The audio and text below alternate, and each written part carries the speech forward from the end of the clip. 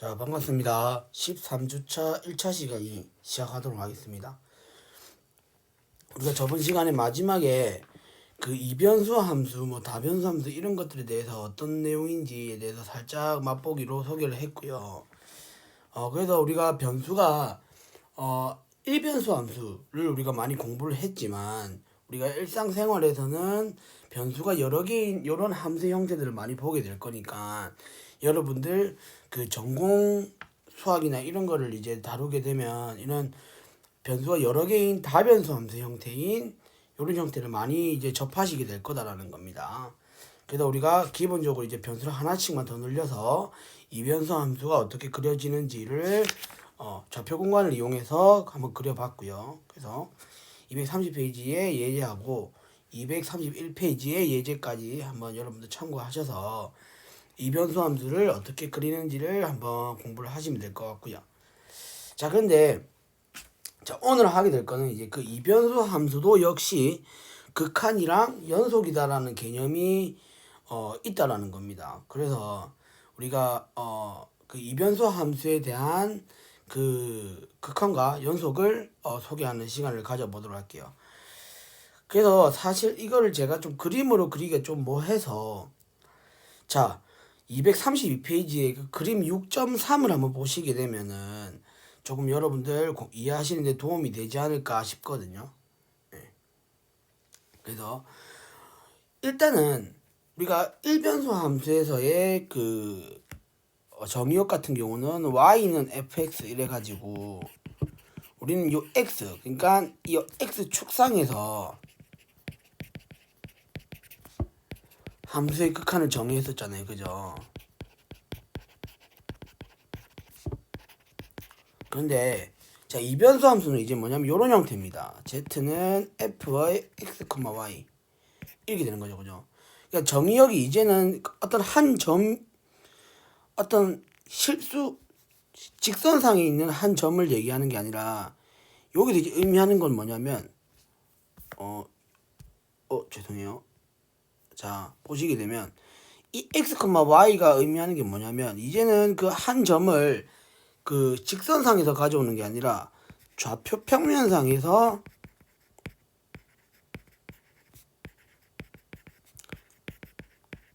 한 점을 가져오는 케이스가 되는 겁니다. 그래서 좌표 평면상에서 함수의 극한을 정의한다라고 생각을 해주시면 돼요. 그래서 보시게 되면 자 일변수 함수 같은 경우는 우리가 이렇게 정의역이 이게 왜 계속 이렇게 커지냐? 자 어떤 x가 y로 대응되는 이런 식의 형태를 우리가 본다면 이거는 이제 뭐냐면 x, y라는 어떤 한 점이 어디로 대응되는 z값으로 대응되는 이런 형태라고 생각해 주시면 되겠죠.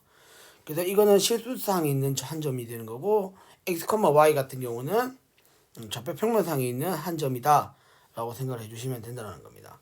그래서 우리가 일변수 함수 같은 경우는 우리가 어떤 한 점으로 보냈을 때에 x0라는 점으로 보냈을 때에 fx 값이 어떤 하나의 값으로 수렴한다라고 해서 극한을 표시하는 기호로 요렇게 표현을 많이 했었죠. 그죠? 근데 이제 이변수 함수 같은 경우는 요런 식으로 표현을 해준다는 겁니다. 리미트 자 x, y라는 점이 자 x0 x0 y0로 보냈을 때의 f의 x, y 이렇게 우리가 표현을 할 수 있다는 겁니다. 그래서 얘가 수렴을 했을 때 이렇게 수렴하는 값을 가진다라고 생각을 해줄 수가 있는데 자 문제는 여기를 좀 보시면요. 자 잠시만요. 여기를 한번 보시면 자 x, y라는 것이 x0, y0로 간다고 했거든요. 그러면은 이거를 우리가 그림에서 보면 이렇게 우리가 표현을 할 수 있어요. 자 이렇게 좌표 평면을 그려서 여기 어떤 한 점이 x0, y0가 있을 거다라는 겁니다. 그러면 우리가 사실 어떤 그 이 x0, y0라는 이 점의 근방을 생각할 수 있어요. 이렇게 근방. 요렇게. 그죠? 예. 그래서 이를 근방에서 우리는 사실 뭐냐면 이 x0, y0로 가는 여러 가지 경로를 생각할 수 있어요. 요런 경로라든지 아니면 요런 경로라든지 이런 경로들이 무수히 많을 거 아니에요. 혹은 이렇게 직선으로 그어볼 수도 있고 이런 경우도 있을 것이고 그죠? 그러니까 무수히 많은 경로가 존재한다라는 겁니다. 그러니까 x0, y0로의 무수히 많은 경로가 존재한다라고 얘기를 할 수가 있죠. 예. 그러니까 무수히 많은 경로가 존재하게 되면 일단 이 경로들에 대해서 모든 이 경로를 통해서 우리가 극한을 구해준 것이 전부 다 같은 값으로 같아져야만이 이제 이변수 함수가 수렴한다라고 얘기를 할 수가 있거든요. 자, 근데 여기서 여러분들 좀 보셔야 되는 부분이 일변수 함수 같은 경우는 그 방향성이 두 개밖에 없죠. 사실 뭐냐면 뭡니까? 자, 일변수 함수 같은 경우는 우리가 한 점, 이 x0라는 한 점에 가까이 보내게 되면 이 가까이 보낼 수 있는 방법이 뭐예요? 이렇게 축에 대해서 요쪽에 하나, 요쪽에 하나 요렇게 우리가 보내가지고 생각을 할 수 있었잖아요. 일변수 함수는. 그죠? 근데 이거는 이제 뭡니까? 이렇게 그 정의역이 이런 식으로 이제 좌표 평면상에 있는 한 점이기 때문에 우리는 여기서 많은 경로를 생각을 해줄 수 있다는 겁니다. 이렇게 이런 식으로 우리가 이런 여러 가지 경로를 생각해 줄 수 있다는 거죠. 그래서 이렇게 x0, y0라는 이 점으로 극한을 보냈을 때에 그 극한 값이 어떤 경로로 극한을 구해주든 간에 같은 값이 나와줘야만이 수렴한다라고 얘기를 해주시면 될 것 같고요. 그래서 사실 그 233페이지에 나오는 예제랑 그 뒤에 나오는 예제가 일단은 분모가 전부 다 0이 되는 케이스예요. 자, 그래서 예제를 한번 소개를 하면서 제가 소개를 해드리도록 할게요. 그러니까 예제 233페이지에 예제 6.2.1을 한번 보시게 되면 극한을 어디로 보낸다고 했냐면 x, y를 0,0으로 보낸다고 했어요. 이랬을 때 우리는 뭘 구해라? 자, 이변수 함수의 극한을 구해라는 건데 이변수 함수 형태는 자 x제곱 플러스 y제곱 분의 x제곱 마이너스 y제곱입니다. 그럼 이거 실제로 뭡니까? 0,0을 한번 집어넣어서 계산해 보게 되면 분모가 0이 돼버리거든요. 그냥 한편 분자도 0이 되잖아요. 그죠? 그래서 이거는 따로 이제 수렴성과 발산성을 수렴 발산 여부를 조사해 줘야 된다는 부분입니다. 따로. 근데 보시게 되면 먼저 x축을 따라서 한번 보내보자는 거죠. 그러니까 뭐냐면 이 0,0을 보내는 여러 가지 경로를 생각하자는 겁니다. 그러니까 자 0,0이라는 요점에 가까이 보낼 수 있는 방법이 뭐 x축을 따라서 우리가 이렇게 보낼 수 있다는 거죠. 그 다음에 그 뒤로 보시게 되면 y축을 따라서 이렇게 보내줄 수도 있다는 겁니다. 예. 그죠? 예, 이런 식으로 우리가 보내줄 수도 있다는 건데 그러면은 이렇게 우리가 케이스를 나눠서 해볼게요. x축을 따라서 이렇게 0,0을 보내는 방법. 그 다음에 y축으로 통해서 0,0으로 보내는 방법. 각각을 이제 1번과 2번 케이스라고 두고 자, 만약 1번 케이스라면 x축에 따라서 우리가 0,0을 보내는 케이스가 되니까 이때는 뭐가 되겠어요? 1번의 경우 y는 무조건 0이 될 수밖에 없죠. 그러면은 우리가 여기서 얘기를 할 수 있는 부분이 f의 x, y 이 이변수 함수 형태는 이제 이렇게 바뀔 거다라는 겁니다. x제곱 분의 x제곱 따라서 1이 된다라는 거죠. 그죠? 네. 그래서 우리는 뭐다? 리미트 x, y가 x0, y0로 보냈을 경우에 fx, y는 1이다 라고 얘기를 해줄 수가 있겠죠. 맞아요? 그러면은 2일 경우를 한번 따져보자는 겁니다. 2일 경우는 결국에는 x가 0이 되겠죠. x가 0이 되는 거니까 이 이변수 함수 형태는 y제곱분의 마이너스 y제곱이어서 마이너스 1이 될 거다라는 겁니다. 그러면 당연히 뭡니까? 리미트 이변수 함수 형태도 이거 생략할게요. 여러분들 좀 적어주시고 저는 이제 편의상 이거를 생략하도록 하겠습니다. 그러면 이거는 마이너스 1이 되겠죠. 그죠? 네. 그래서 어떤 경로로든 무조건 같은 값을 가져야만이 수렴한다라고 얘기를 할 수 있는데 이거는 지금 그 안 되는 케이스를 지금 한 케이스를 찾았잖아요. 지금 맞죠? 달라지는 케이스. 그러니까 극한값이 달라지게 되는 경로 두 개를 지금 찾아준 케이스니까 이거는 그래서 뭐다? 극한값이 달라짐으로 1과 2에서 극한값이 달라짐으로 fx는 y는 발산한다. 이렇게 정리를 해주시면 되겠다고 생각합니다. 그죠? 발산한다 이런 내용보다는 극한값이 존재하지 않는다 이렇게 표현하는 게 더 맞겠네요. 발산 약간 계속 커지는 그런 느낌이니까 극한값이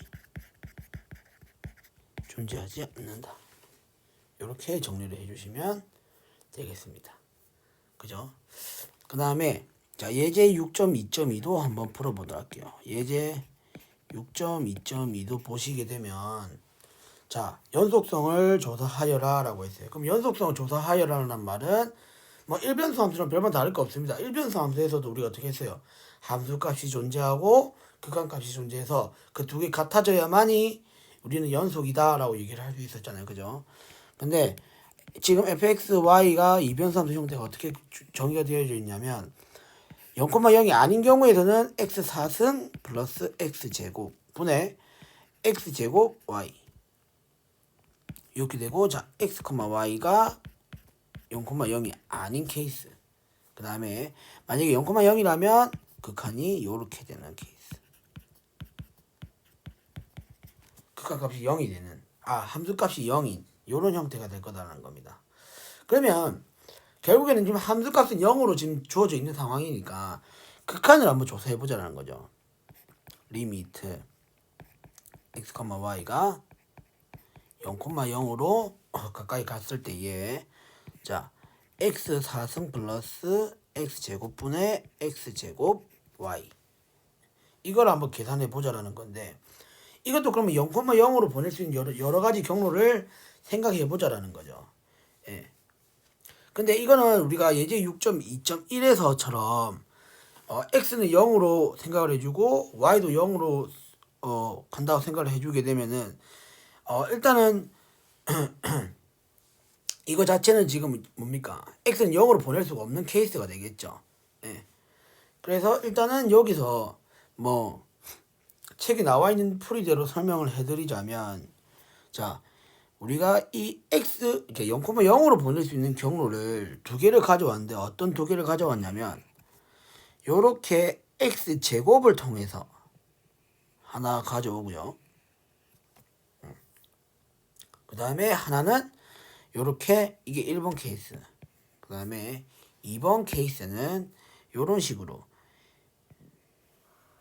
y는 x에 대해서 요렇게 한번 가져왔다는 거죠. 요게 2번 케이스 그러니까 이거는 y는 x 그 다음에 이거는 y는 x제곱 케이스 요런 케이스가 될 거다라는 겁니다. 그래서 여기 이렇게 해서 한꺼번에 그 x제곱은 요런 식으로 보내게 되고 그 다음에 x는 이제 요렇게 보내는 요런 형태가 될 거다라는 겁니다. 그래서 자, 이 0,0이라는 점에 가까이 보냈을 때 우리가 어떤 현상이 되는지를 보자라는 거죠. 그러면은 자, 1번 같은 경우는 자, 그러면은 함수가 이제 이렇게 되겠죠. 리미트 x, y가 0,0으로 보냈을 때에 자, x 제곱으로 보내게 되면 이 식 자체는 x 4승 플러스 x 제곱이 되고 얘는 x 4승이 되니까 얘는 우리가 어떻게 되겠어요? 이거는 이제 0,0으로 이제 우리가 간다고 생각해 주면 되는 거니까 x 제곱 그러면 x가 0으로 보냈을 때에 이제 값을 생각해 주면 되잖아요. 그죠? 그래서 자 보시게 되면 이거 리미트는 생략하고 적을게요. 자 x 제곱 그 다음에 x 제곱 플러스 1 이렇게 할 수 있고 그 다음에 여기는 제 문제를 잘못 적었나요? 아 죄송합니다. 죄송합니다. 이게 y제곱이 돼야 되네. 그죠? 어쩐지 좀 이상하더라. 자 y제곱 이렇게 돼야 되고 맞죠? 여기가 y제곱이 돼야 되고 그러면 이 식을 다시 써주게 되면 y 자리에 지금 x제곱이 들어가야 되니까 얘는 그러면 x의 4승 플러스 x의 4승분의 x의 4승 이렇게 되겠네요. 따라서 극한값이 2분의 1이 나오는 겁니다. 그죠? 근데 2번 케이스 같은 경우는 이제 y는 x로 이제 보내게 되면 리미트 자 x, y가 0,0인데 이거 자체가 이제 뭐냐면 x 4승 플러스 x 제곱분의 얘는 x 3승이 돼요.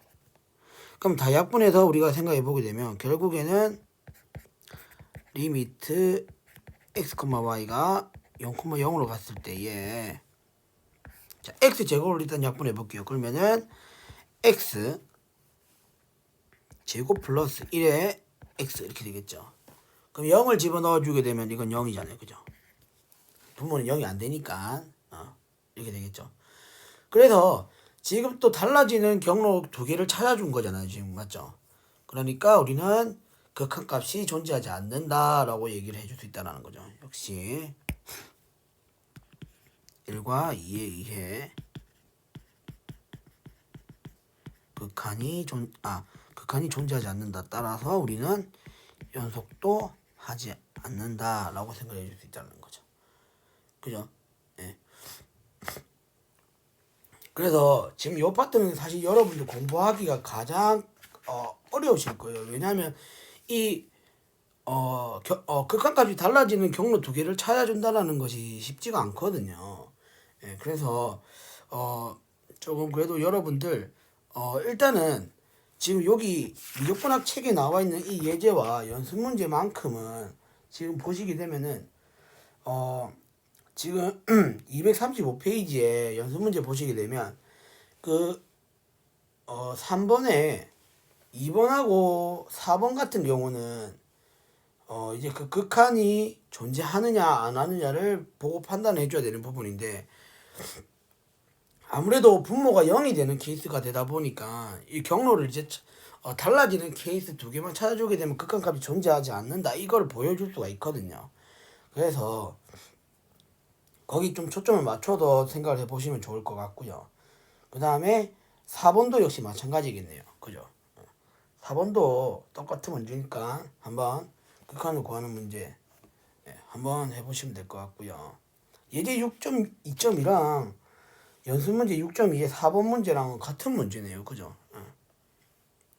함수 자체가 같은 문제니까 한번 참고하셔서 연습해 보시면 좋을 것 같고요. 그 다음에 편도함수입니다. 편도함수. 자, 편도함수인데 여기서 말하는 편도함수는 뭐냐면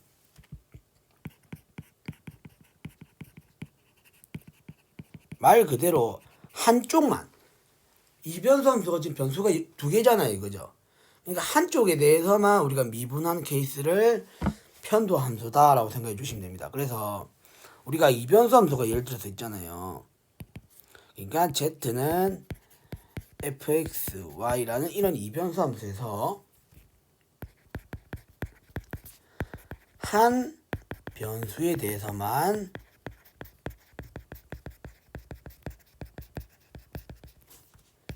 미분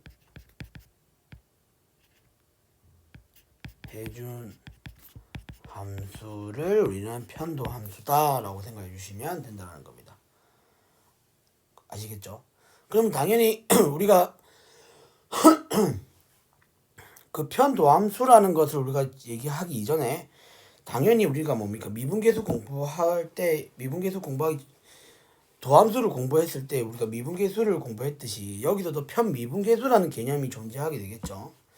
그래서 그 237페이지 보시게 되면은 형태를 보시면은 잘 알 수 있을 겁니다.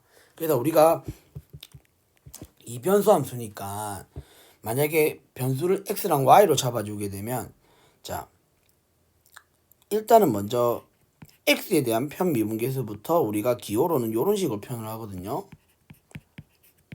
x에 대해서 미분을 했다 해가지고 이런 식으로. 그러면 이거는 우리가 어떻게 생각을 해주냐면 y를 상수로 고정시킨다는 겁니다. y를 상수로 고정을 시켜서 죄송합니다. 다시 할게요. 자, 그러니까 우리 어떤 한 점에 대해서 미분계수로 생각을 해주면은, 그러니까 예를 들어서 어떤 한 점에 대해서 미분계수를 구하려면 그 점에서 도함수를 구해야 되잖아요, 그죠? 그래서 이렇게 한번 생각해 보자는 거죠. x0, y0에서의 편미분계수를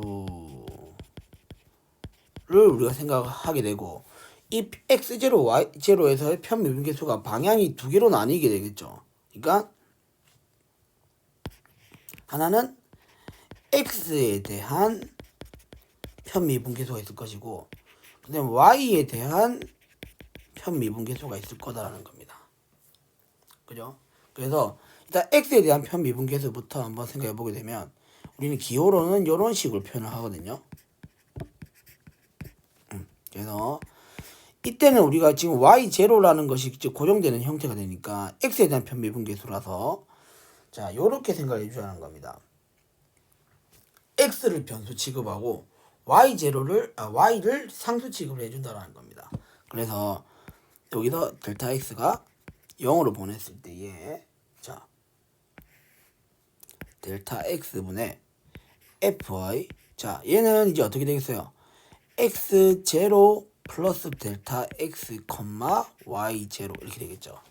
그 다음에 마이너스 fy x0, y0 이런 식으로 정의가 될 거다라는 겁니다. 그래서 y를 상수 취급한 것 빼고는 사실상 뭡니까? 앞에서 일변수 함수에서 배웠던 그런 도함수, 미분계수의 정의랑 별반 다를 게 없죠. 그래서 자 여기서 이제 y에 관한 편미분계수는 이제 반대로 y를 변수로 생각을 해주고 x를 상수 취급해주면 된다는 겁니다. 그래서 여러분 한번 적어보실 수 있어요.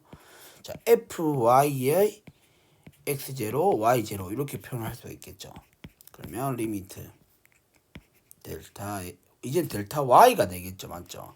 y가 변수니까 델타 y가 0으로 보냈을 때에 자 델타 y의 fy 얘는 이제 뭡니까? x0, y0 플러스 델타 y 마이너스 fy x0, y0 이런 식으로 적어줘서 y를 변수 취급해 준 것이 우리는 뭐다?